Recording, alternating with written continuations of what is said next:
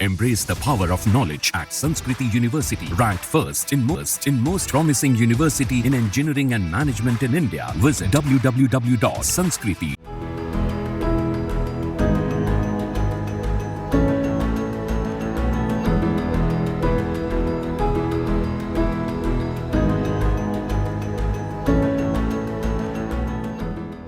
Abu Dhabi के crown prince Sheikh Khalid बिन मोहम्मद बिन जायद Al Nahyan ने अपनी पहली भारत यात्रा के दौरान बड़ी सौगात दी है। दोनों देशों ने ऊर्जा सहयोग बढ़ाने पर जोर दिया है।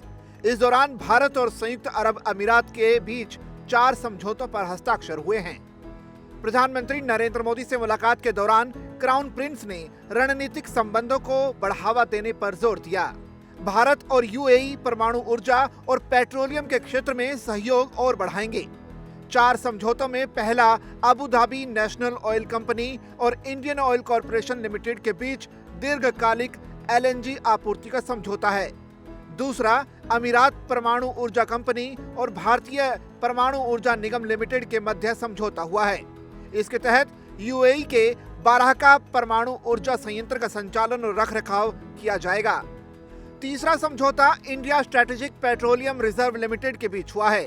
चौथे समझौते के तौर पर ऊर्जा भारत और एडीएनओसी के बीच आबू धाबी ऑनशोर ब्लॉक 1 के लिए उत्पादन रियायत समझौता पर भी दोनों देशों ने हस्ताक्षर किए हैं। विदेश मंत्रालय ने कहा कि रियायत ऊर्जा भारत को देश में कच्चा तेल लाने का अधिकार प्रदान करेगा। इस समझौते से देश की ऊर्जा सुरक्षा में योगदान मिलेगा।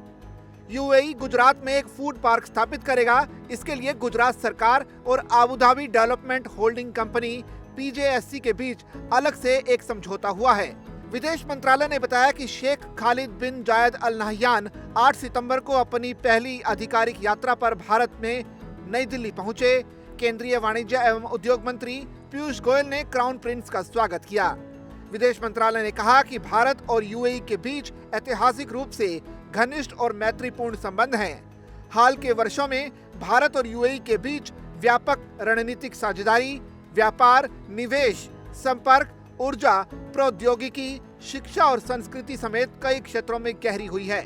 बता दें कि इसी साल फरवरी में प्रधानमंत्री मोदी ने यूएई का दौरा किया था। उन्होंने यूएई के राष्ट्रपति शेख मोहम्मद बिन जायद अल नहयान के साथ भारत और यूएई के द्विपक्षीय संबंधों पर चर्चा और 8 समझौतों पर हस्ताक्षर किए थे।